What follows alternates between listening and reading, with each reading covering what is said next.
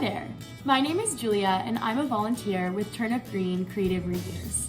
Today, I'm going to be showing you how to make a vermicomposter, which uses worms to speed the composting process.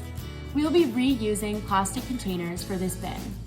This is a really fun and easy activity to do with kids, and it provides an opportunity for kids to learn a bit more about the science behind composting. Let's get started. Before you begin, you'll need to gather the following materials: a plastic container. I used an old to-go soup container. A second plastic container to place the first one in to catch spillage. Ideally, they'd be similar in size, but you can also crumple brown paper bags or newspaper to make the first one fit snugly inside the second. Old newspaper or brown paper bags cut into shreds. A piece of cardboard for the lid. A paper towel for the bottom of the vermicomposter. And scissors or a hole puncher to punch holes for ventilation. And then to decorate the containers, you'll also need paint supplies or construction paper and stickers.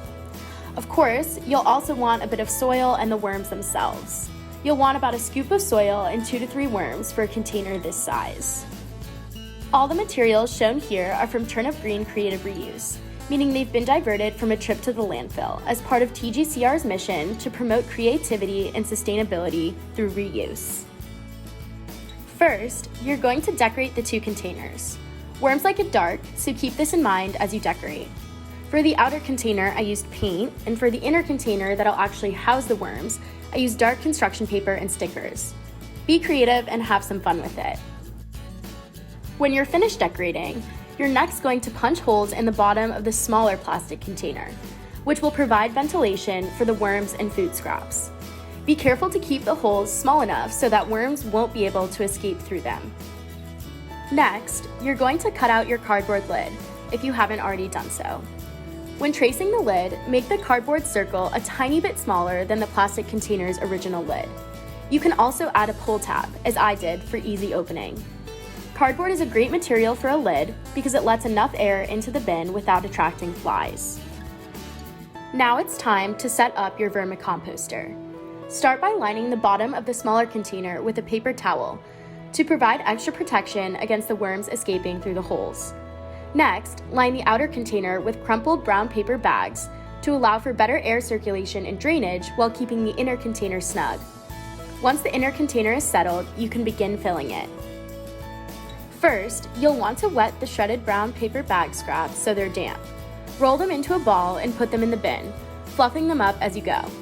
This will provide for nooks and crannies for the worms to move through. You'll then want to add in the worms themselves.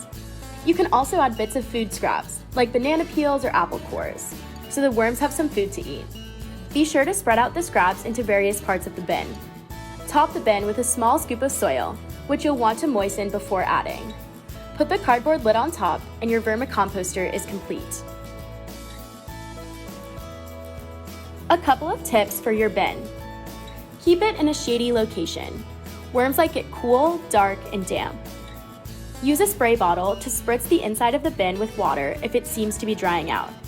You can also add more damp paper bag scraps or newspapers as needed. Use the water that collects in the outer bin to water your plants. Do not add poultry, meat, fish, dairy scraps, or non-biodegradable materials to your worm bin.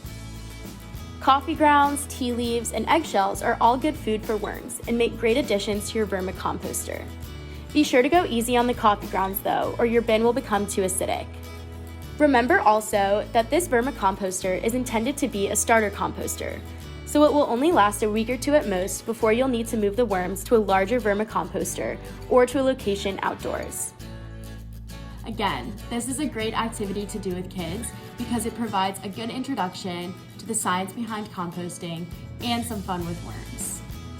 That's all for this video. Thanks so much for watching, and be sure to check out the rest of TGCR's YouTube channel for more fun projects you can do at home.